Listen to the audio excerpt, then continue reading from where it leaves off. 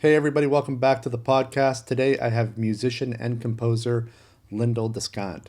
LYNDOL DESCANT composed all of the original music for my film Death in Life, as well as the music score to my upcoming film Fractals. She also adapted a song called No Sense, written by Eric Anderson, as sort of the root of the theme of Fractals. And so today we're going to talk to LYNDOL about her process for that, her process for composing in general, and we're going to talk about some of her original music, which is absolutely fabulous. I have all of her albums that she's released so far, and we're going to talk about all that. So here is my discussion with composer, musician, extraordinary LYNDOL DESCANT.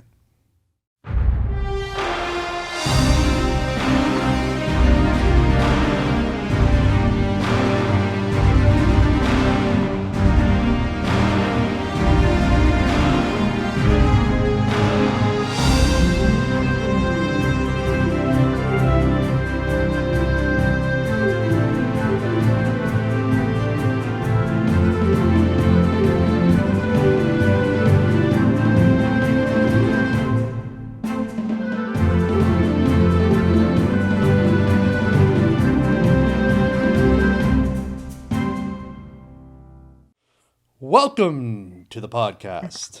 Thank you. Thank you. Today I have a very special addition to the podcast, just for you. I never pull the guitar out anymore, No? but I have it here now. And the reason I did was because you're the first musician I'm having on that actually is here to talk about music that I can recall. I've had two superstar musicians on, the Yeah. drummer to Semisonic and the drummer to the Lemonheads, but they were here to talk about Oh. writing because they're published authors. Oh, interesting. But you're here Huh. to talk about music.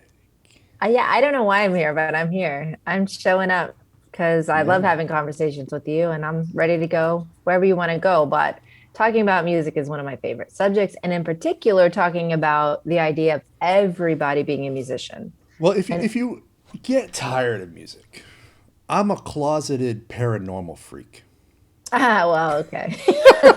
That's but we don't need to go there. I'll go there too. All But yeah, right. yeah, yeah. We might lose some people at that point. Yeah, but I feel like I should prove to you that I'm a fan. Okay. I'm a big fan. I have your albums and your single. Oh, that's I don't remember what awesome. website I purchased them off of, but that's my MP3 player. Man, I appreciate it. Appreciate the support. I Yeah. do. And I'll put I links do. to your albums in the description so that everybody can listen to you. Cool. I actually just dropped another I've been sort of working towards a third release of more like electronically produced music. It's not electronic music, but it's most of the instrumentation is done through electronic means. And the first two that I dropped, you've got two of those. And I think you have my live album too. I think you were at that show Yeah. that I dropped the live album from the Rockwood Music Hall. And then I've been working towards my third one because I always imagined I would do this trilogy of these. And then from those three albums, I would go in and finally get my trio in the studio and do like a trio studio album.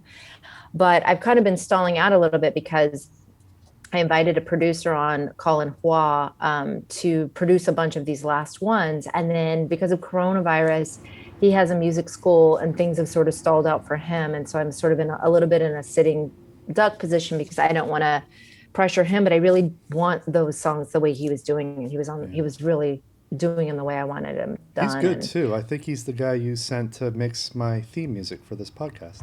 exactly. He's excellent. I mean, his precision, his perfectionism in it is just, it's a craft and it's beautiful. And it got me, in the earlier albums, I was really trying to produce a lot myself. And it is still something that I do, but I love being able to hand it off to him because he so often completes what I would like without me needing to, but I don't have the technical knowledge and the ability that he does for that level of precision in the production. So, but what I've done instead is just decided to just drop singles. I'm sort of doing a reverse on it. I'm dropping the singles And then I still plan to, release a full album with all the material at some point. So I just dropped on 11/11 another piece, Knowledge, Light, Insight. But the funny thing was, and this is, I don't know if this is on topic of what we're going to talk about today, about life has just been so crazy lately that in the middle of me being about to drop that album, I just realized I couldn't. I got in all this other work, and wanted to focus on that. And I had just some personal things go down and all these things. And so it's like I basically dropped the album without any, or that single without any fanfare. And I just got a notice today about how some people have been streaming it. And it's amazing because I haven't let anybody even know it was out there. It ended up, it was on Veterans Day. And I decided, I had been in Philadelphia the week before, and I'd been really, thinking a lot about our country, and just my mind was just more in those places that day. And so I wanted to just rather use my social media that day to talk about just, being thankful for people and what they've done in our country, and kind of try to help put a positive message out, because I think a lot of people are pretty disparaged these days about the USA. So, and then been traveling, and now I'm here with family, and you might hear some kids in the background, a dog barking. I mean, my life has just been so, like, I used to be so in my studio working on music all the time, and I feel like my life is just like blown wide open, and I'm just going with it.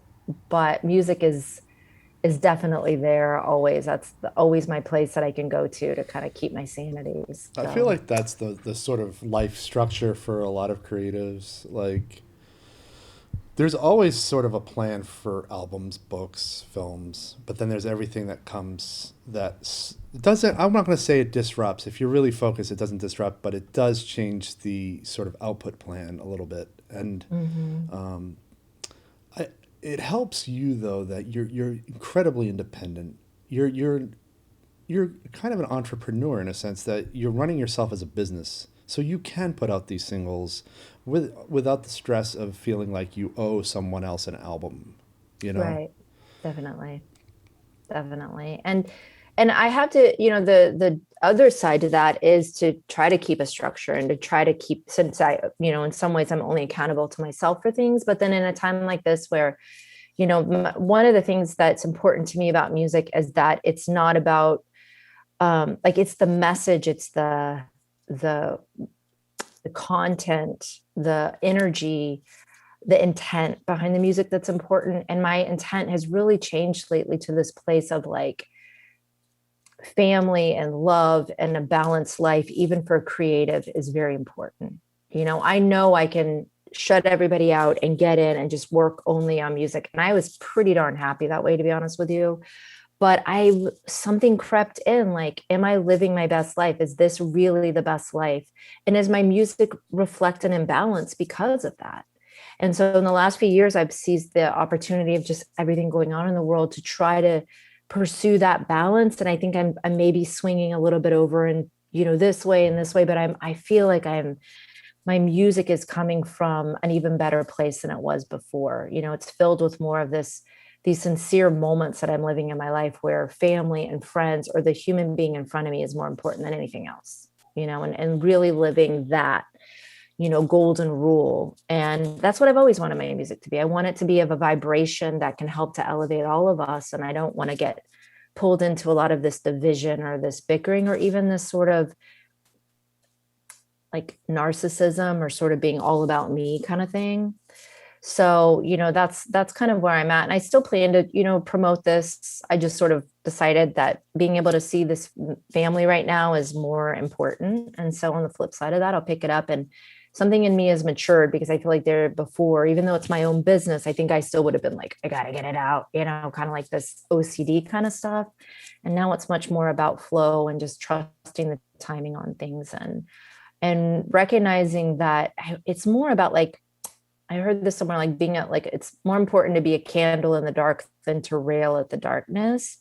And so it's sort of that sort of quiet, vibe of encouraging other people to be the candle in the darkness too, in whatever that way that is. So I love seeing that you're playing music, because I just feel like too many people get this idea that you have to be talented, or you have to be pursuing some great career for music to matter, for music to not be a waste of time. And I just don't feel that way. I think anytime I spend in music, is time well spent. And when I can share that with people, even better.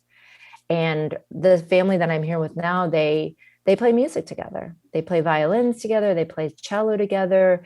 We sing together. It's just a part of life. And to me, that's sort of, it's funny because when you try to talk to people about music, it's like, oh, well, you should be pursuing excellence, or you should be this really great musician, and that's where you should spend your time. And I was on that track for a while of just being so dedicated to learning the craft and learning the technique so that my message would be supported by, good music. It wouldn't just be a good message. It would be like technique and in theory and everything in there that goes into really, truly great craftsmanship.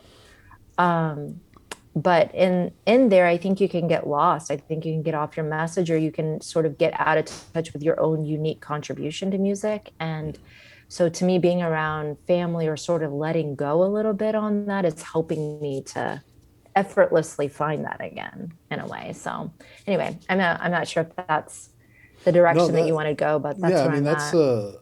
That's a sort of journey I see that happens with a lot of people who stay with it, especially in not just music, but in film, in writing.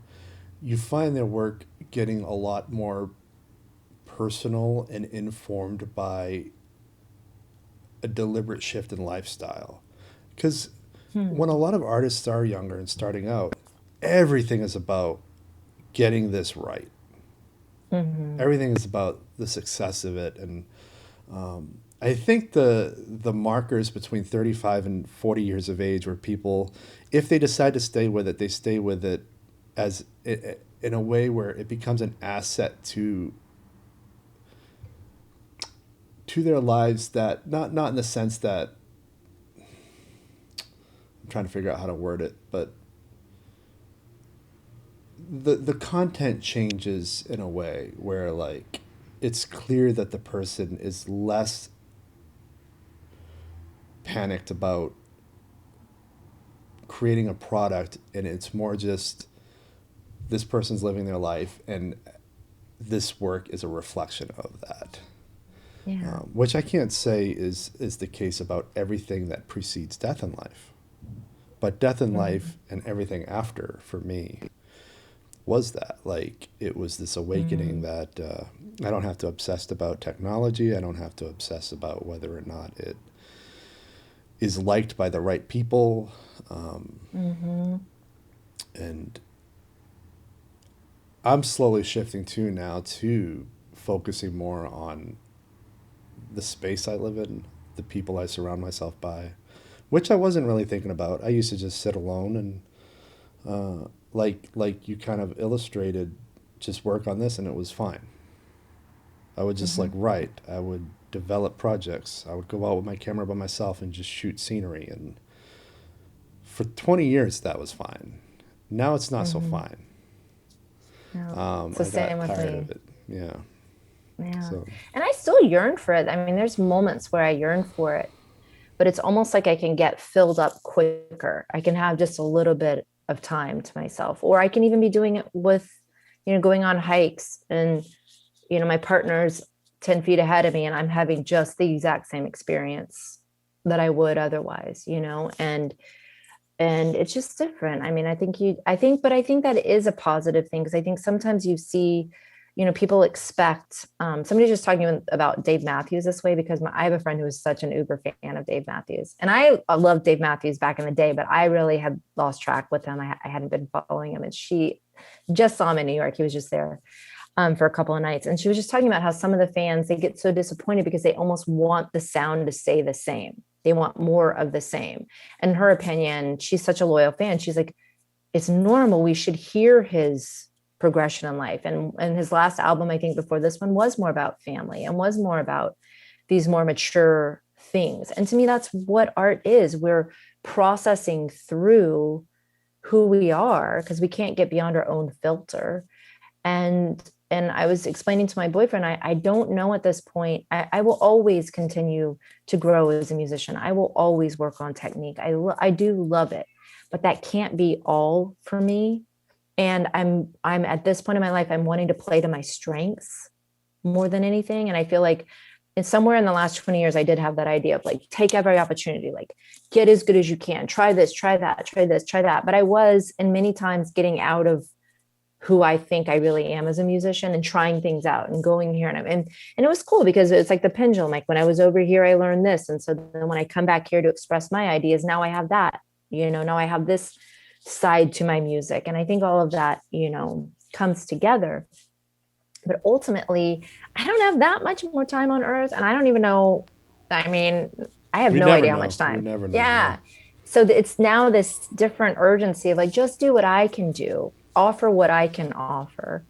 And the pursuit of excellence is not as important to me as being honest about that. Yeah. Well, I have a couple of follow-ups to all that. The first one was about the Dave Matthews thing. So I recently watched an interview with another Texas native, Meatloaf. Is he? Yeah, he's from Dallas. There. Okay. And it was this, I think it was Dan Rather interviewing him. It's on YouTube somewhere. If I find it, I'll put the link in the description. But he was talking about how, and I'm paraphrasing because I don't remember the interview word for word, but it didn't seem fun for him to be performing to these longtime fans who want the music to sound the same. And the case in point for him was there's this massive hit that he had called Anything for Love. And if it doesn't sound like the record, the fans will let him know. And that doesn't sound like a good life when you can't reinvent your old stuff.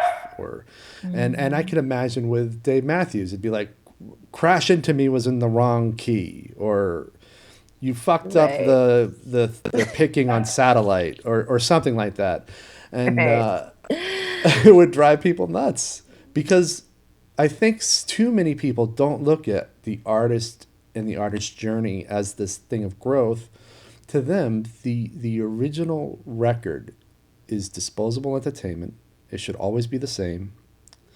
And that's a term that I use a lot, disposable entertainment, because it's one of those terms I use to remind myself to avoid falling into this.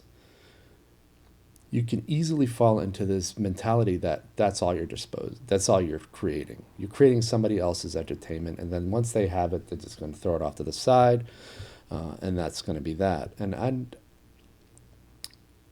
I think there needs to be a paradigm shift in the way the public consumes this stuff. And I don't know what will cause it or what it'll look like, but yeah. I agree with you because I think even that's one of the things why I like to study like ancient methods of music or just ancient cultures. I've always been like an anthropologist. Like that's the thing. Like I'm almost pivoting back into like studying anthropology. I've always been interested in a lot of things, and music is where my heart is the most. But all of these things I research, I feel like that goes into my music. And I've recently gotten back into studying ancient cultures, and they didn't see music as entertainment. I mean, music was so much more powerful and important than that. And for every person, every single person, music was in their life. And I would say that is true when people are listening to music. That is, still showing that many, many people understand the value of music. I mean, a lot of people, very few people do you find in life that are like, I don't really care about music, but they're out there and they're just like, just indifferent to it, or maybe even don't like it. But most people know there's an importance to music, but they're sort of letting themselves be fed what is good music, or it's like they're not really, thinking for themselves. And then even 50 years ago, because I studied jazz, the taste was so much more sophisticated. And that's not to say that it's not an insult to the modern day music, but it's definitely evident. I mean, there's no question about it, right? It's different. The messages, what becomes successful, it doesn't express the variety of music that's possible. And the average person isn't interested in that. And so that's one of the paradigm shifts that I would love to see happen. And one of the visions that I've had forever since I really, because for me, I gave up piano when I was 12 years old because I was studying with a classical teacher. I would write my own songs and she would basically ignore them.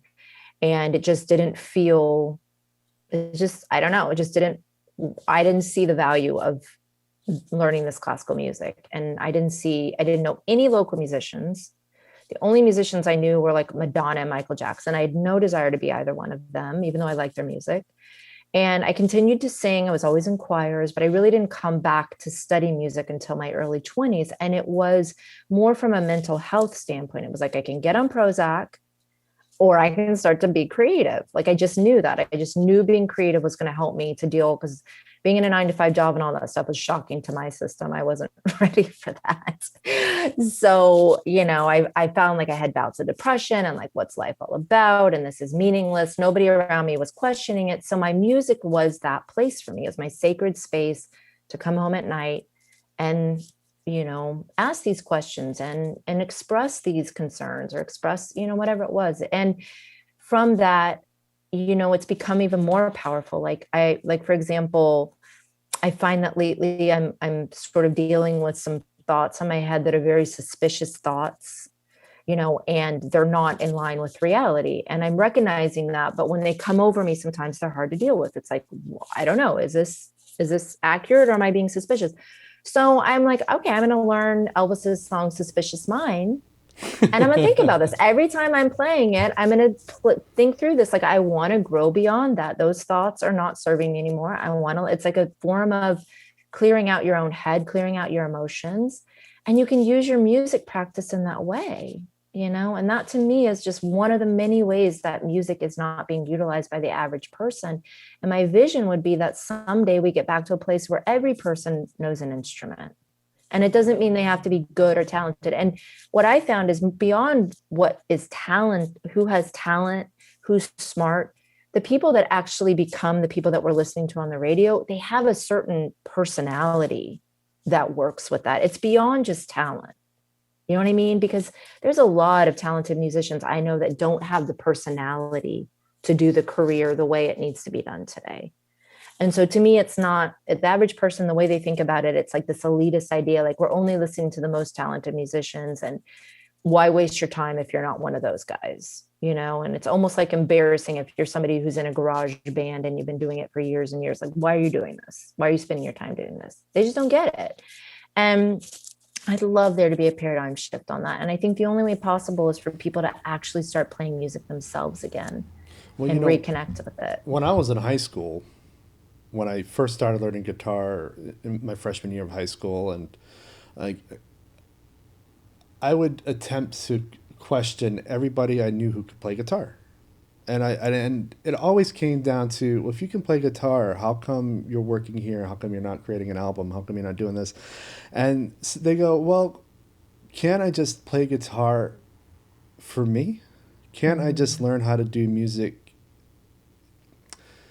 I think one of them used the word hobby, but I hate that word. I know. For the soul, so to speak, for the mental well-being. It seemed more like that was the common answer. And I'm like, okay. And of course, my younger self didn't get it. I'm like, for me, if you were learning guitar, it's because you were going to start a band and start doing gigs, yo. And it's just, I get it now. Like, I'm 40 and I hear it. And I love that idea, though. Everybody learning some kind of instrument. I think mental health would change significantly across the United States if everybody here had some sort of interest in an instrument of some kind. I completely agree. It saved me learning guitar. Yeah? I was on the path I was starting forest fires, breaking into houses, stealing liquor. Guitar Really? saved me. This in your teens, you were all out and about doing that stuff? I got stories. Well, here's the thing. I don't think I was ever truly bad. Jan jokes sometimes about how I would break into these summer homes. I grew up in a summer community, but I was a year-rounder, which meant I was working class. But I would break into these summer homes, read their books, just to read their books that they had left behind, for the most part. And then later on, I would discover where the liquor was. But initially, it was to read books that the library didn't have. Right. But Makes sense also to me. because there was a little bit of a, I love breaking into people's houses and reading their books. It's so weird. It is weird. It That's is how I weird. read the first Jurassic Park, the second Jurassic Park, the original novels. That's How how I discovered Michael interesting. Crichton.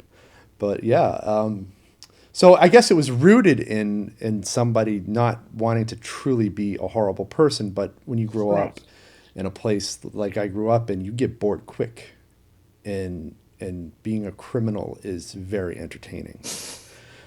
But the It's guitar substituted most of those desires, most of okay. those solutions, I should say. Yeah. Yeah. Well, and I work with kids a lot, and a lot of the kids that I've worked with, that I was, my like speaking to my strengths, the kids that I would gravitate and sort of they would gravitate to me were the out of the box kids. And a lot of times you do see acting up coming from something that if you're able to really communicate and express and get to the bottom of, it's a acting out because an attention needs to be put there. There's something that needs, guidance from our community, or a lot of kids are acting out not from a place of being just terrible kids or something. It's coming from something that needs to be addressed. They need help with it. I know myself, I had a lot of those things and none of it was addressed, and I really didn't have somebody who cared even about it until I had a professor in college. And he was a French professor, and he connected the dots on how artists actually offered value to society. And the way he did that, I've told this story before. I don't know if I've told you before, but the way he did that, Professor Nodo, he's since passed, and he was at Texas A&M, and he would explain how in any given time period, there was like this going on in France. Like people were worried about, a lot of people were starving. The economy was bad. And then suddenly you had the blue Picasso period. And you had Picasso who was doing all these blue paintings. And you had this artist that was writing these type of poems. And then you had music that sounded this way. And so his point was that artists were and philosophers were the mirror to society. And by that healthy expression, it helped the society to deal with where they were at the time. And I just never understood the value of artists before that. I just thought they were just all in it for themselves and they weren't actually doing a true service. And I guess that's why a lot of people think it's okay that art isn't paid well, or that musicians aren't treated as a real profession. But I think it's been I've heard, and I was part of organizations that talked about musicians being the canary in the coal mine, because I think a lot of jobs are being devalued now, and it's a sign of society not being in a good place. If you don't treat your philosophers and your artists well, it's not a good sign for the society at large. And I think we're Yeah. seeing that. And in my lifetime, it has been a huge struggle to be a professional musician. It is not easy. And so I think there's a lot of people who would do it if it wasn't that. And I get why they choose not to do it, Well, that's the thing I and advocate for in any medium, even filmmaking, which is it's probably the hardest to achieve in filmmaking. Live your life as an artist. Don't just pursue a career. And of course, that's the message in Fractals, right? He says, live your life as a creative. And then if the opportunity's there to pursue it in other ways, dabble. But, like, people should just be living their life as a creative no matter what. But it's exactly. interesting that you used the word mirror earlier. You said something Yeah. about artists mirroring society, because in my high school yearbook, my senior quote was, they ask you for your ambition, and most people will put, to love or to find a wife or some bullshit. I put to put a mirror to the world. That's my quote in Whoa. my senior year yearbook. That chills, Eric. And That's so cool. yeah, That's one of the reasons I love your work, man. And I find it to be, rare. I'm out there and I find your work to just be something that I, gobble up, as if I don't, like, I'm like starving for that type of deep reflection in art. And I, really appreciate that you're putting it out there, because I recognize that that's not, people want entertainment. yeah, People, they see art as just being something to entertain. And it's very, for me, a lot of it is just very surface. But granted, I'm a very deep person. Typically, I'm too deep for most people. Like, they're like, all right, can you lighten up there? Like, we don't have to you, see you everything on know that level. But that's the that's who I am. the thing about the whole wanting entertainment thing, that's what frustrates me the most, is because there's a huge, powerful component of society that's fueling this almost dictation on part of the audience. Well, they want this, so we're going to give them this. Right. But my thinking is they don't need that. Yeah. I want to know what they need that they don't realize they need Ooh, and that's produce cool. that. But Ooh, I like that. there's a short film I saw a few years back called 2 Hours in the Dark. It was a kind of a biopic about Frank Capra, but it was a short independent film. And there was this message in it that it made me realize the power of cinema, for example. Well, it could be applied to the power of art in general, but from a cinematic standpoint, think about this. This is what it made me realize: the power of cinema. You have this medium where it entices a bunch of strangers to sit in a dark room together. Most people in a theater do not know each other. And they're going to sit in that room for 2 hours and take in whatever message you have. And all most of these producers can think to do is guess what will keep you coming back next week, Mm-hmm. and then try to serve it using that sort of agenda of making money. Whereas if you give them what they need, not necessarily what they want, they're going to come back next week, because Mm-hmm. you'll essentially be prescribing them a solution that they didn't realize that they were desperate need of. And so I started looking, after I watched that short film, I started looking at cinema more as an underutilized power. And I 100% see art in general as power. Well, and I 100% see music as power. Well, I mean, I think music, music is very powerful. I think music is the most powerful. I And actually do too, but I didn't want to say that to no, it down any is. other art form. Because But think about I, it. One, it's rooted in math, which is the universal language. And it, I think that there, while, yeah, the four chord, the Pachelbel thing does appeal to the brain, Mhm. music in general, I feel like taps into consciousness in a way we don't fully understand. And Exactly. consciousness is something that we don't know shit about. Agreed. Agreed. Yep. And we know it comes down to vibration. We know that we're starting to tap into this vibration, resonance. We know that these are huge components in consciousness. So music, and that's why honestly I got into music, because when I got into the workforce and I was doing what I was doing, I won't give specifics on the work I was doing, but it felt very meaningless. It was like seeing behind the curtain of Oz and just realizing like this is not helping anybody. It's once again just, and I will say, I mean, it makes sense if our society is so focused on making money, then our art reflects that, Yeah. right? That's exactly what it does, because so much of what our art is just about making money and that idea. But when you get beyond that and you're looking for more meaning in life, then to me music was this strangely neutral thing that I could put my full effort behind, and not I just couldn't really do it in other things. Now I would say that cinema and this time period actually probably has more power within our culture, because I don't know that people are listening to music the way they used to, so you don't have as much of an ear. And I would say cinema is the biggest art form, I would say, right now in our culture. So I think it actually has probably more power, at least in the American culture, than any other art form that we have. It's the most exposure. It's the one that people like the most. Are so many people are like, I'm one of them. Like we're always quoting movies. We almost talk through Right. quoting movies, Yeah, I do. right? I do. And I've been told by some former roommates, wow, I like the way you talk. It's just like in a movie. You get straight to the point and there's a lot of exposition. I'm like, thank you, thank you. Uh, but the thing about cinema, though, is the weakness that nobody seems to acknowledge is in its reliance on technology. Hmm, If the power goes out, you get no cinema. that is true. And it don't matter if you have it on a Blu-ray disc or if you have a film print, if you have Ah, a server with a file on it locally there. Without electricity, without a working grid, without the right equipment, you can't digest it. With a Mm-hmm. book, with literature, you got to know the language. You don't have to Yeah. know the language of music to feel it. You don't have to Well, have electricity, you know.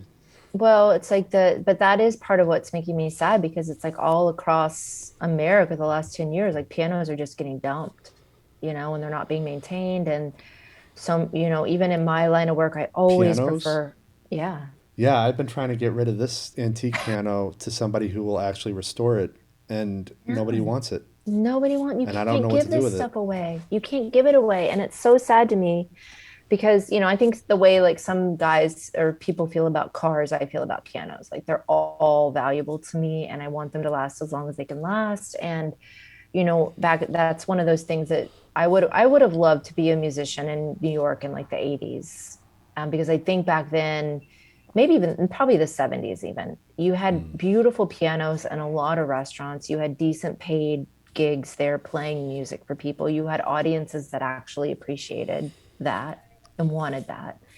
And I miss that. And I don't know where we're headed, but I mean, that's one of the reasons why I want to make sure that I'm have a piano nearby. And I've almost been about to throw out all of my sheet music because I've been in transition a lot and I've over the years collected so much sheet music. But I don't use it anymore, honestly. I'm on my iPad. I make digital charts. It's so much easier going to gigs, just have it all right Yeah, there. yeah. So I just was having to make this decision like, do I get, first of all, I can't give them away. Nobody wants the books. And then it's like, well, what if the power does go out? You know what I mean? Like, Yeah. I kind of want a piano and a candlelight and those books, and I'll be just fine? That's why So, I print out all of my guitar notations and I put them in a binder just in case. I don't trust the grid.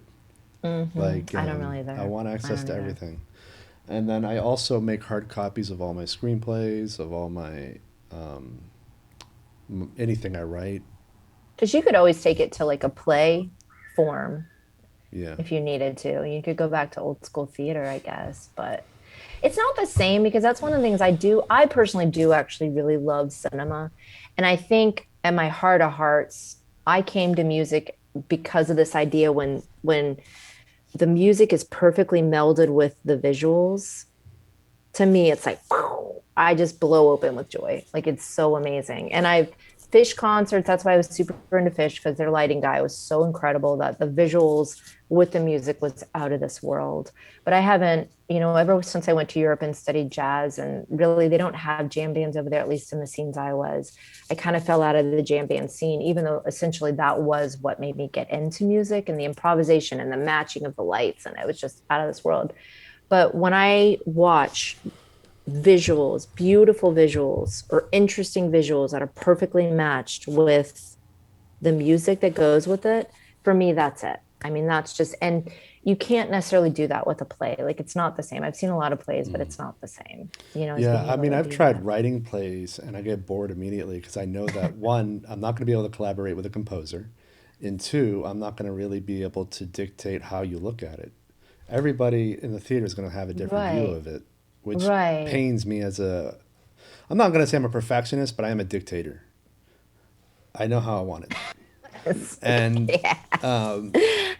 at least in terms of visual, Yeah, I give a that lot of makes free sense. reign on an audio I standpoint. was going to But say, yeah. yeah, cinema is a great medium if when it works. And honestly, starting with Death in Life, which is our first collab together, I've been the happiest with the content I've created. And I think a lot of that comes down to music. I was telling Jan about it. I'm like, I don't know what it is, and she goes, "Well, you seem to like it when you can't predict the final thing." And Lyndall's very unpredictable because she's got a jazz. She's rooted in kind of a jazz vibe, and jazz is very. So I last year I had on Jake Slichter, the drummer from Semisonic. I took a class with him in my MFA program because he's also a writer. And he was Mm. saying that my writing is, it felt very jazz like. And I'm like, that's when I started putting the pieces together. Jan says that I tend to be very into not predicting where things are going to go next. This guy's saying my writing is jazz like. And I Mm-hmm. think that's why Death in Life really worked because Mm-hmm. it's not a movie I could have predicted, mostly because of the music. Mm-hmm. When I thought about film scores prior to Death in Life, they were very formulaic type of, this the sound. It's all those composers root their stuff in classical in some form or another, and then they just amp up the drama.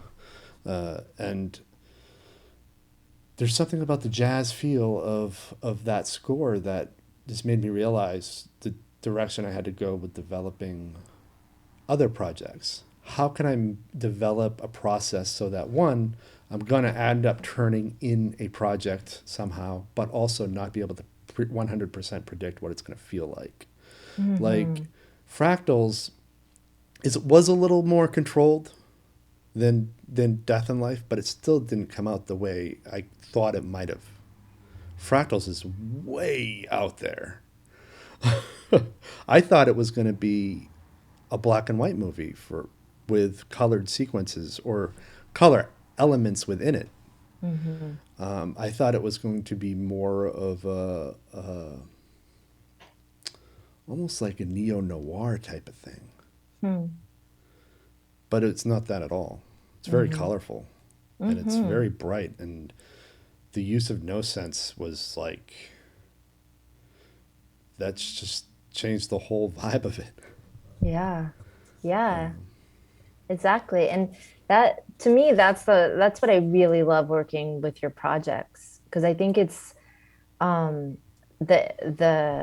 that's when you really enjoy being like an independent artist and not having these expectations. Because I'll tell you, when I listen to a lot of film scores, and even like, to be honest with you, we were in a hotel the other night and all we had was regular TV, which we never just watch TV. Like if we're watching anything, maybe we're watching a series or something or a movie, but we don't just watch TV.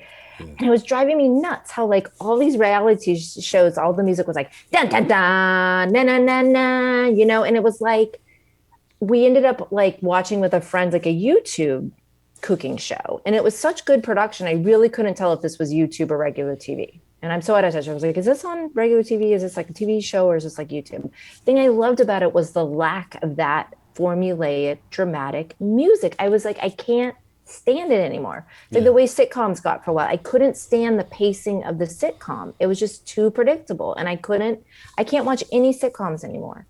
For many years, I haven't been able to. And music and many scoring has become that way. And I think, this is just my guess, is that at some level, they know it works and it's about not taking risk and using the things that they have. It just becomes sort of, you don't want to take risk. And then in other levels, it's also because of this market research where the numbers are saying this, this, and this. And like, you could even get into psychological studies of like, when we do this, it makes them tune in because they really, it's like all that stuff for me has taken us away from just good music and music that's, purposeful. And so when I sat down, I had the freedom with Death and Life and with Fractals to go where I felt like it should go. And that's where being a jazz artist, I'm trained in that ability to trust and to be okay with not knowing, but feeling like I'm being led through it. And so it's fun for me too, because it's like, especially like almost every sequence I get, I'd be like, oh man, how am I going to do this? Like, I don't know how this is going to work. And it was definitely a lot of the cues that you were giving me for examples were way more classical. And I don't consider myself a classical artist at all, And then at some point it was like, can you kind of go John Williams here? It's like, oh, okay, I'll try, I'm definitely going to try. I also assume you'll ignore me. So because all my temp music is just stuff I buy, which is nothing like what you do. But then the thing was sometimes I would get married to it. Like sometimes I would like what it was. So then I did want to try to recreate it, but it was so fun. I mean, the whole process was so fun for me. And I was just as surprised with what would come out, and go ahead. The end of Fractals, the montage at the end where he's just kind of coming around and it's really inspirational. That's the worst case of being married to temp music I've ever had in my life. I still can't get over it. I'm like, man, and I don't know what that came from an independent film called From Welcome to Harlem, which is it's on Amazon, but not a lot of people know it. But there's something about that piece of music and the message that Tim was delivering where I had a hard time delivering that to you because I knew that like it just worked too perfectly. And I really I hate it when that happens. Well, but and that was the piece of music that I was actually the most formulaic about in my creation of it, because the same thing happened to me. That ending sequence is one of my all time. I can't remember if it's 7 minutes or however long that piece is some of my absolute favorite cinematography ever. And the message of it, just every time, and I'm not saying this to blow smoke up your butt or anything, but every time I heard it, I would cry. I was just moved to tears. So I as well, there was something so positive in the cue music that you had with it, that piece of music. It was so uplifting. And so I was like, okay, really, what is it and I really got technical for a minute. And I was like, what is it that's making it that way? And it was like something, the violins were giving a jump here and it was many layers. It was a very simple theme, but it was layered in a certain way with this instrumentation. So I didn't want to exactly copy it, but I did want to use that layered a very simple theme that felt uplifting to me, and then stack it and layer it in a way that created this energy of just bubbling up. And and that's fun for me too. That's the challenge and the fun part of it, because I feel like, and I think my brother's this way. My brother is an incredible visual artist, but he really doesn't like the pressure of expectation. And so it's hard when you're like, I want it to sound like this, to actually steer the ship that way, right? Without just going to copying it or whatever. And so I loved that. But I think that's another indication, like you're saying, of being somebody who's been doing their craft for a while. Because when I was younger, I might end up with something amazing, but I had no idea. I never steered the ship to get there. Now, when you're trying to steer the ship to get there and still make it something spontaneous and creative and something that's going to surprise you, that's a bigger challenge. And I loved that about it, because I did feel like it met that challenge. I did feel like, for me, it held what I loved about the other one whilst being unique for fractals. But it might have also been very easy because the message is so good. And in the world, I've been just lately hearing echoes of it a little bit. I've been hearing, number one, and all of these really good podcasts that I've been listening to, because I've been hearing a lot of BS out there, and I've been starting to shut down a lot of channels of information that I was getting, because I just don't know what's real and what's lies and anything anymore. But lately, when I've been finding nuggets of truth, down in the end, there is a mention of fractals. And I'm like, bam, exactly. And then this other notion of just people stepping up and being creative to be creative, and not identifying with the job, not identifying with the money that they're making. Like, that's not their identity. Those are maybe tools you're going to use to live your life, because we have to. But your identity is somewhere rooted more in your creative expression. And I feel like that message is kind of catching on. You know what I mean? I do feel like that. And I can't wait till Fractals is in a position to even be able to just spread that last 7 minutes on a widespread basis. I feel like so many people, that's exactly what they're looking for. They're open to it. They're hungry for that type of paradigm shift. Maybe not, I don't know what age it is. Maybe it's any age, but it almost seems like the younger people who are having a hard time figuring out, how do you not get completely depressed by the world these days. I mean, my thing was always, when I was younger, I believed I had to get into an industry to do it. I don't really care about that anymore. And I think that if we can get people to recognize that they don't need an industry to be able to do it, you can just do it. And that's kind of the message of Fractals, really. Stop seeking permission to create, and figure out how to create for the self. That's exactly it. That is exactly it. And that is an important message, because I still think there's a lot of I think we're in a great opportunity right now for there to be a lot of human paradigm shifts. And I think we're needing that. We've been needing that, which is what my song Let It All Krumble is about. It's like, let's go ahead and let the stuff that we see is not working, has not been working for a long time. Let's be brave enough to let that crumble and build something else. And, and I think that's one of the keys, is to quit seeking outside of ourselves and to instead learn to start trusting ourselves. And for me, there's this idea that if each of us did that, and we understood that we don't have to be everything, we don't have to be the best, we just want to be the best person we can be, who and stand true to who we are, what talents we have, what we have to offer the world. If each of us did that, my feeling is actually we would have everything we need, that it would be a better, as society, it would kind of come together as a mosaic, and we'd each have the missing pieces for each other. And it's less about the ego, which is something that is stronger when you're younger. And I think the older you get and the closer you get to imminent death, like the more you're able to see past that. And maybe coronavirus has even helped younger people to get past that.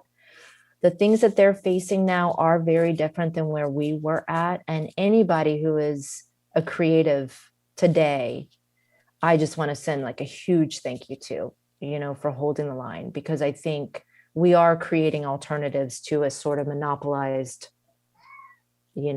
system of being able to, a monopolized industry is now being sidestepped in many, many, many ways. People are doing it. And I myself have to get out of some of the resentment that I faced from years of banging my head against doors, because I did it too. And my ego wanted to be this and that. And I was always having to kind of like get humbled and continue my path. And, the place that I'm at now is seeing so many young people who never even had, they're figuring things out. I mean, many, many people are figuring out ways around it. And so it's up to us to not get caught up in the resentment or the excuses and just do our thing. And it's so easy to resentment, excuses. It's kind of like, it's almost too easy to fall into that and to let it dictate your moves, and it should never do that. It's kind of, I'm thinking now about like how the algorithms of Facebook and all that serve negative posts more than they do positive posts. I don't know if you ever heard that, but it's true. And that's why so many political ads are attacking the other side. And I've gotten caught up in that. Yeah, it's so easy for us as individuals to gravitate towards the negativity. And our mission as human beings is to resist that, because it's too easy. And it takes energy to be good, so to speak. But it's a worthwhile energy. Exactly. Because it's an energy. I think it might be momentum. Once the hard part is if you've gotten mired down in it, which most of us have. It's a lucky human who's, from the time they were born, sort of was able to be guided to sidestep that. Many of us sort of fell into traps, and then we have to learn how to dig ourselves out, and then we have to get our momentum going another way.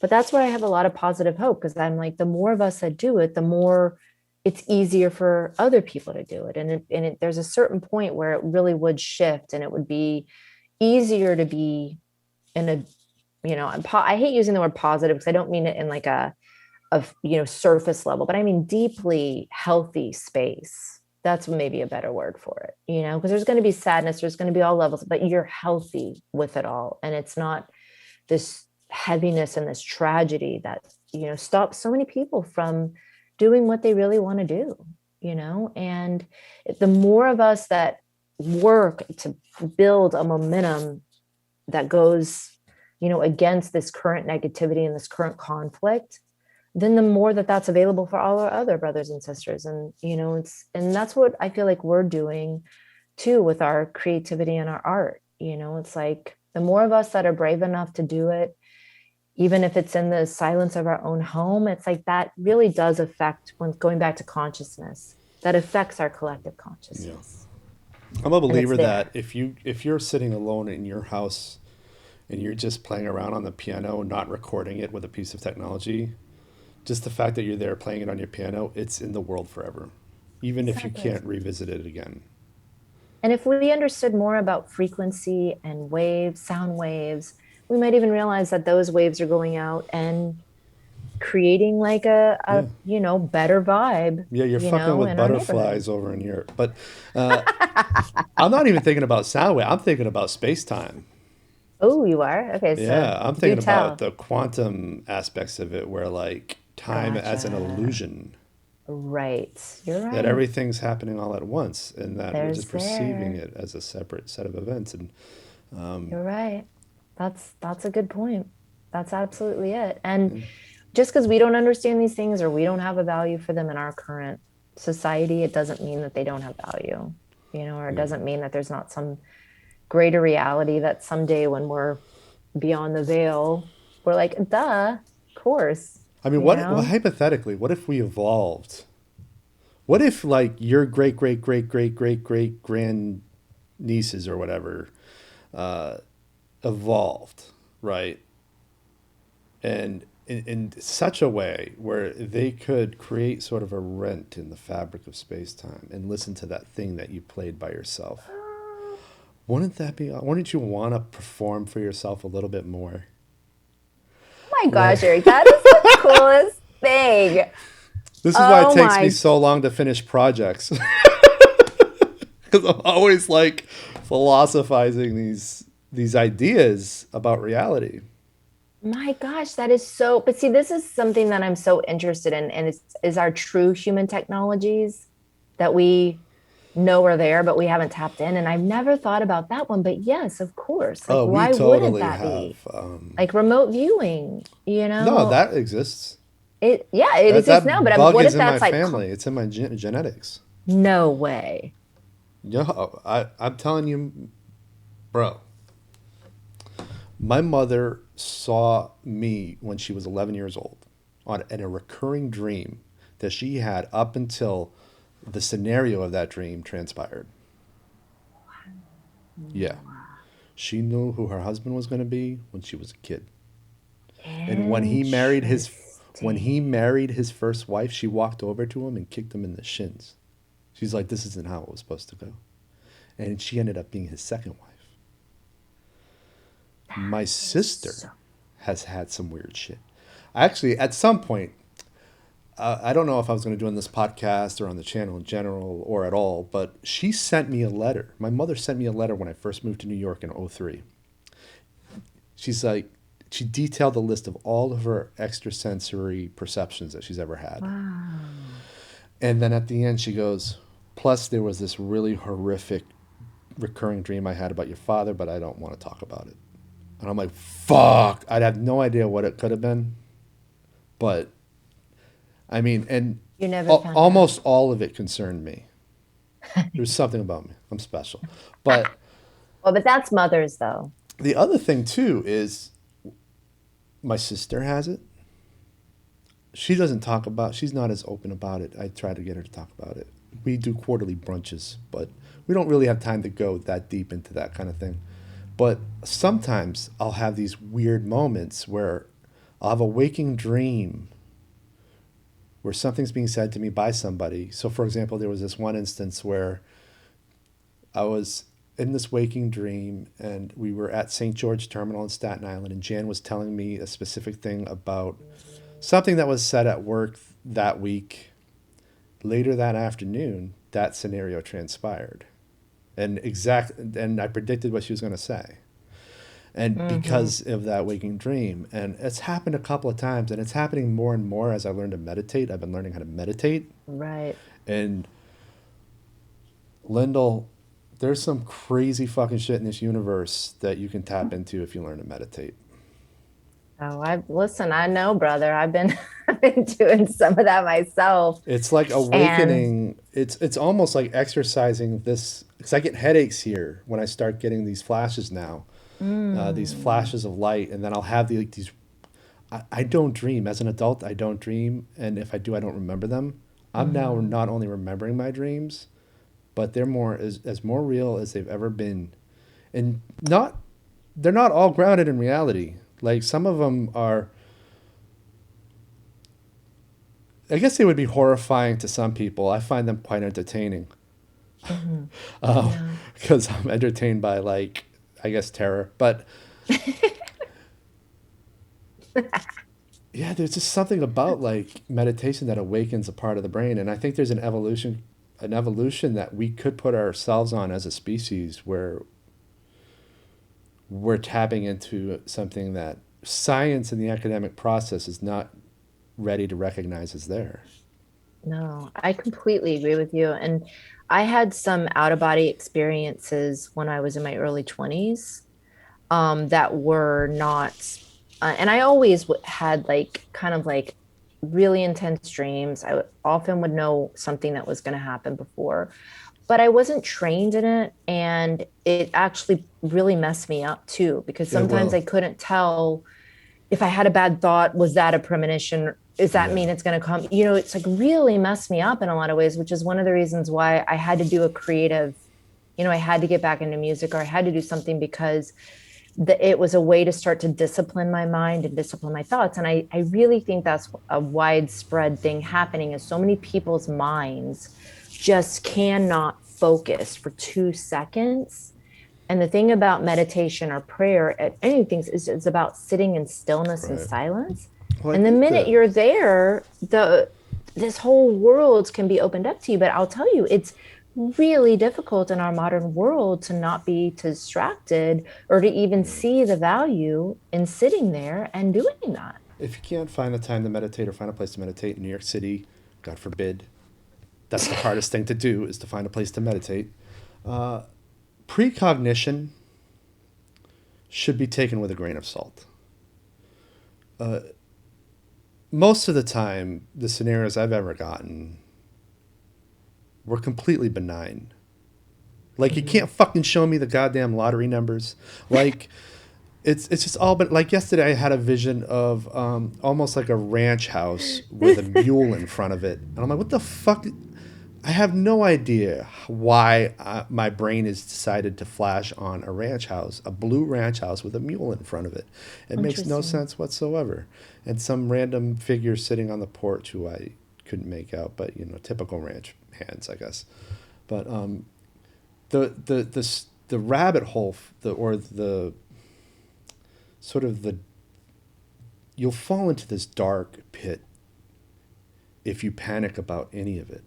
Like Mm-hmm. my mother did with that one dream. She wouldn't even tell me because she thought, I don't know, maybe I'm projecting here, but it seemed like she thought that simply by spelling it out, that it invites it into her reality. Exactly. But you I can't do know. that. It's a bad news for anybody who wants to evolve to have this ability, because we will keep denying it to ourselves if we fear it. But you know what? My dad's mad old. He's gone through some shit, but he's still alive. Mm. And I think the key to everything is, one, keep yourself happy, as healthy as you can. Keep those around you happy, as healthy as you can. Yeah. And you can't control everyone or everything, but you can control your ability to be healthy, which is the sort of base level of being happy. Yeah. And I think I would add to that, you can be true to yourself. Like, you can figure out who you are. You can deal with many people these days have traumas. And so that's what I was going to say. Going back, you said like people giving people what they need. But I'll be honest with you, I see a lot of resistance sometimes. People don't always, want what they need. They kind of want to stay in the shadows of things. They don't always want to come into the light about really who they are, where they're about, because it can be painful. I think Jung said that, like, it can be so painful to actually get to know your soul, that many people avoid it at all Yeah. costs. I think that's a lot of the distraction that we're seeing. But I will say, I think that these technologies, this ability to evolve as human beings, I think we're on the cusp of that right now. And maybe some of the pressure we're going under is helping us too. And I envision a future, maybe it's just one timeline, because that's the other thing, you get into like different timelines and stuff, Mm. even with disabilities. But there is a timeline where children are brought up in an environment where they're loved and cared for and nurtured, so that these abilities are very natural and come online for them. And I think a lot of us have experienced programming about being afraid of these things, and we haven't really received much technical help for even how to deal with them or how these technologies work. Very few people even know how they work. And then there's other people that say they know, but they're not sharing that knowledge. Whatever it is, I think we have to understand that it is a slow evolution. And I will just say, like, I think the trick is to not let the ego get involved, whether Yeah. it's fear or even thinking you're somebody special because you can do these things, Yeah. or trying to use it for. I think the other thing is service to self versus service to others. Are you going to use these gifts you have in service of yourself? Because that's going to put you on a certain loop with them. Or are you going to try to actually use them for the greater good, like you're saying, to have an abundant, healthy life for you and yours? And I feel like at the end of the day, a lot of people may or may not agree with anything that we're saying here. It might even be the frequency level of what we're talking about. The vibration is just, needs to be more negative and more controversial. This is boring to them, whatever it is. But that's fine, because I think, to me, it's not about going out and telling people these things. They can discover them for themselves. It's just about living a life that makes people wonder what's possible for them. Okay, are you going to play something? Do you want me to play something? Yes, I do. I can play since we have the rights to it, I can play the chords to No Sense. Great. The song, so the listeners, No Sense is the song that Lyndol adapted as the sort of base to the score of Fractals. I guess that's the best way to put it. Almost everything in there, except for one or two scenes, is a variation on the theme of No Sense. Yeah. And so the original chords that Eric Anderson wrote, and it's the only version, it's also the version that Jeff Cusack has on his album. It's the only version I knew for 20 years. And for 20 years, I've been trying to figure out how can I make this part of a film. And the main riff sort of goes like this.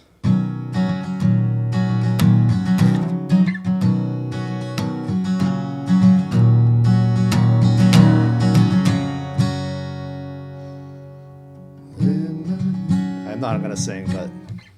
No, do that again, Eric. That was cool. Let me hear that again. Yeah, sure.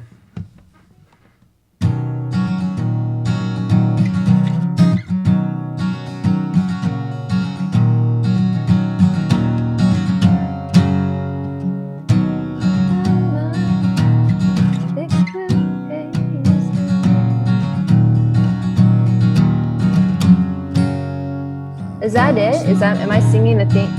Yeah. Don't know what to do. That's cool. I like that. I've been obsessed with that riff for years.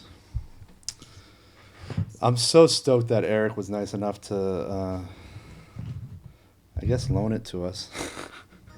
Let me see. Can I hear you? Testing. Am I there? Yeah, you're there. Okay, cool. Well, I mean, and that's, further development, because we're going to do a music video. Yep, we're going to do a music video too. for your master version of the song. Master version, and then there's always other versions possible. I also want to do a piano and you, just a piano and you, and maybe slow it down a bit. And then I also I have another film in the works. I might have a couple, actually.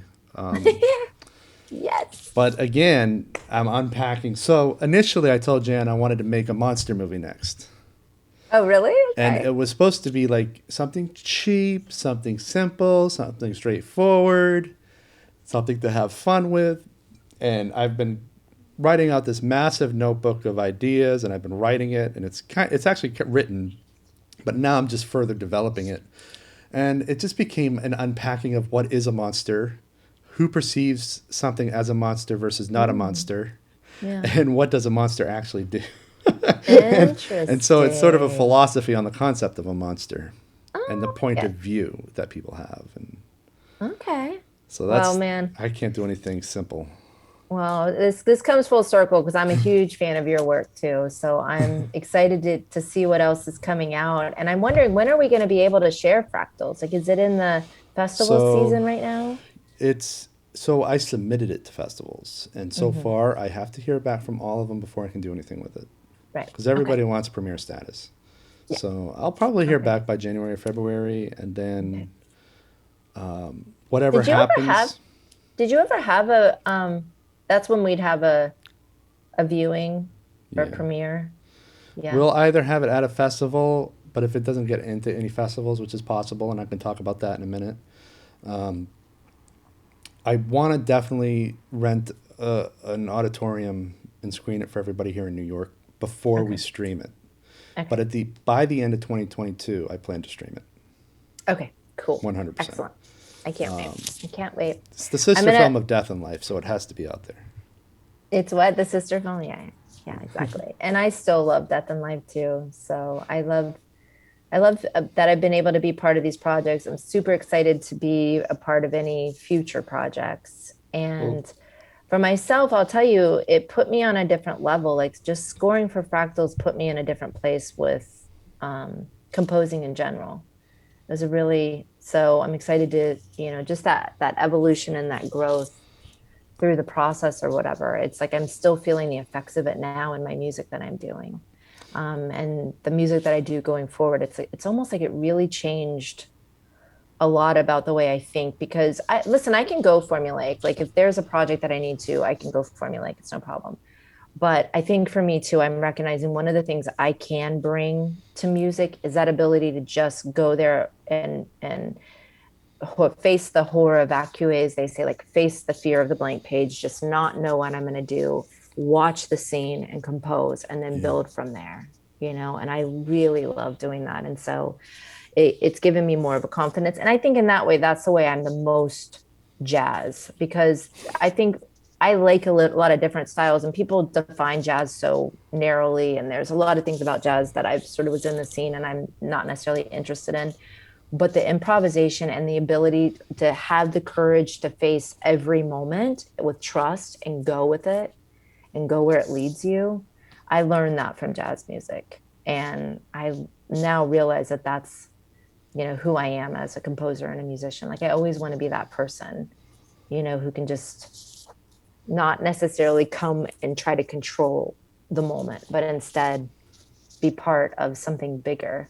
And whatever that bigger is, maybe it involves my ancestors in the future and they're coming in and they're helping me. Who knows? I don't know. I don't have any answers for you any of don't this know where. stuff. Yeah. Yeah. Well, the thing is I feel like with you and me, a really solid project can rewire our brains so that almost like Death and Life rewired my brain so that I could get to fractals. Now fractals has rewired my brain so I can get to something else and then something else. Exactly. And it's so cool. if you're going by a formula and you're doing it with this fear that your investors are going to be angry, you're not going to have that experience, that rewiring. And it sounds scary, rewiring a brain, but it is scary. It was wonderful. See, from 2016 through now, it has been great not being able to predict what I'm doing. And I'm just doing it. And like I was telling this guy who was on the podcast, I shot his podcast yesterday. By this point, it's not out, but I'm developing the monster movie. I'm developing a potentially other film that might be shot in January or February, depending on whether it happens. It's supposed to happen in Virginia. I'm doing this graphic novel that is over 1,000 pages long. Cool. I'm doing a novella. I'm doing verse. And plus, of course, these discussions on the podcasts, which are partially creative. And it's just, then there's another graphic novel. And there's all these things that are going on simultaneously. I have no idea how any of it's going to go. I'm just living it. See, and this is inspiring for me because that's exactly the direction that I feel like I'm being led, is that I'm going to continue to compose, that's for certain. And I'm going to get a little bit back into my disciplined sort of practicing, because I do feel like my playing has gone down the last few years, not being out playing as much as I was. And it's sort of a good time for me to dig in and take that to the next level, to some technical sides of my craft that I'd like to focus on, and I have the opportunity to focus on now. But then I'm finally ready to get my art out there and start selling my art. And I've been blogging more, and I want to continue to blog more, but it's been interesting. And I'm writing for another forum, Piano Group Forum. But what I'm finding is that I really enjoy writing, and I really enjoy writing about the stuff that we're talking about today. And so I want to go more that direction too. And it's just time. It's like, I don't need to be, for a long time in New York, I was trying to be that musician, that professional musician. I was doing all the calling card things so that you could, be called a jazz musician or called this type of musician or whatever it is. And I'm just not interested in that more. Now I want to just be who I am. And last week there was a guy that I met that went back and read my blog about something and just really connected, wrote me an email, talked about, like, he was teary-eyed about it. And that's what it's about for me. It's okay if it's just one-to-one connections with people or whatever it is. It's perfectly fine. I'm not going to control what happens with what I put out there. Yeah. But what I can control is to have the bravery and the discipline to put it out there. Well, So I met you when you were like a jazz musician, but I feel like now you're your own genre. You're like, Right. there's David Lynch is Lynchian, Yeah. and he's his own genre, and you're Yeah. Lyndol Descant, your own genre. Yeah, well, I appreciate that because that's always what I wanted. But you can get lost a little bit, and I think that getting validation is like a drug. You Yeah. can really spend a lot of time trying to get that. Absolutely. But in the end, I personally could never actually fit entirely in any of that. I just couldn't even do it, even if I wanted to. And the other side of it is, if I'm being honest, that's what I wanted. And it almost sounds like arrogant to try to want to be your own genre, but it's not arrogant if you consider that everybody could be their own genre. Yeah. And that is interesting to me. I want everybody to be their own genre. Why not? Yeah. Maybe in that way, we all, rising tides raises all boats, you know, and that's the way to get to a place where we're living in a healthier world. 100%. But I tell you, brother, I appreciate your inspiration, man. I really do. And even talking today has been a big inspiration for me. So I appreciate all you're doing for us thanks. creatives out there.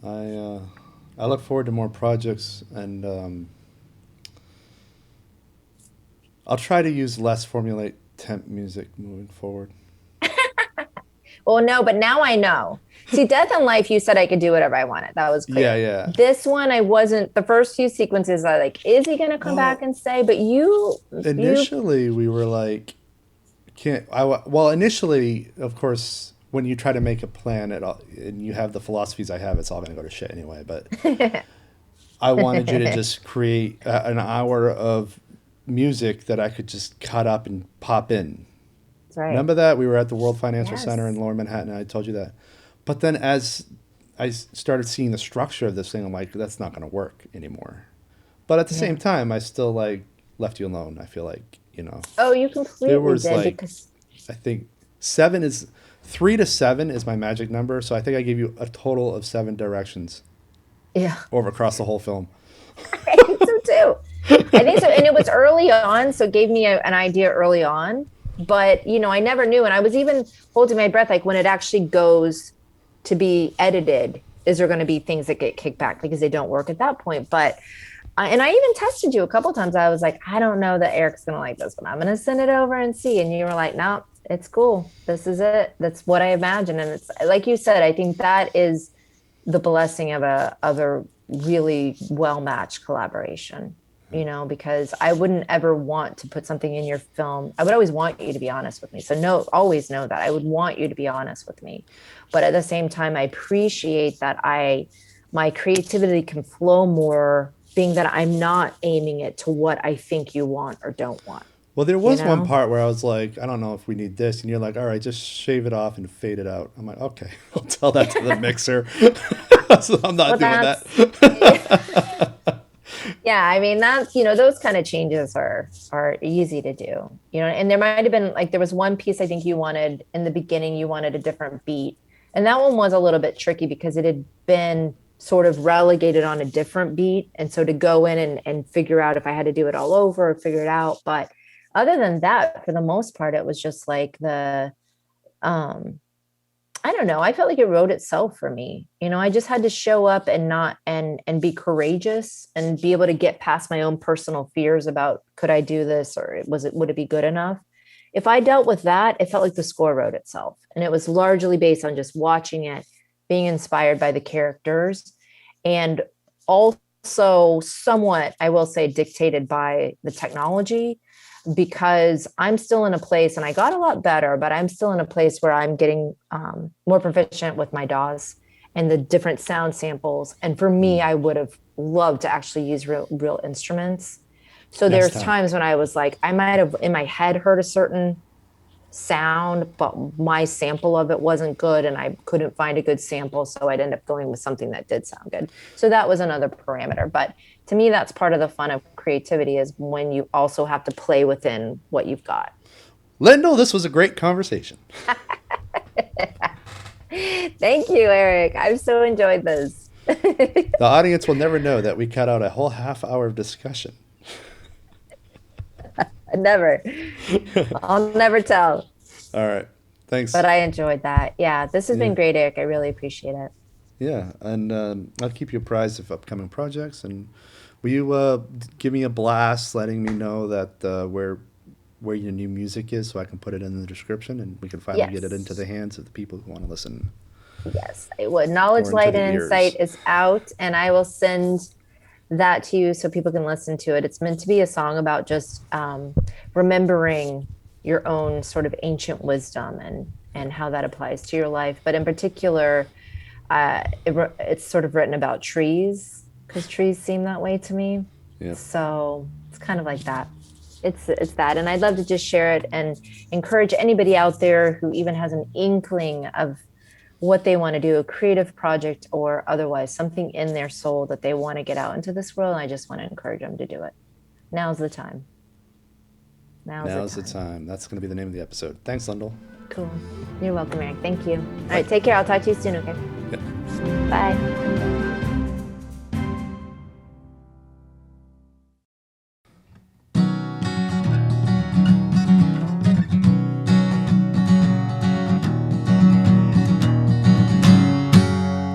Live my days, thick blue haze of you.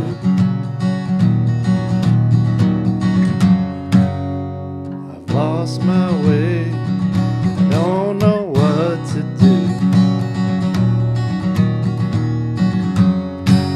And I'm counting time, it all just fades away.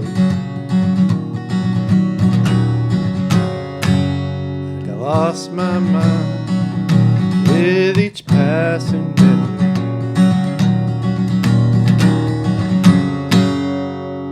Climb every mountain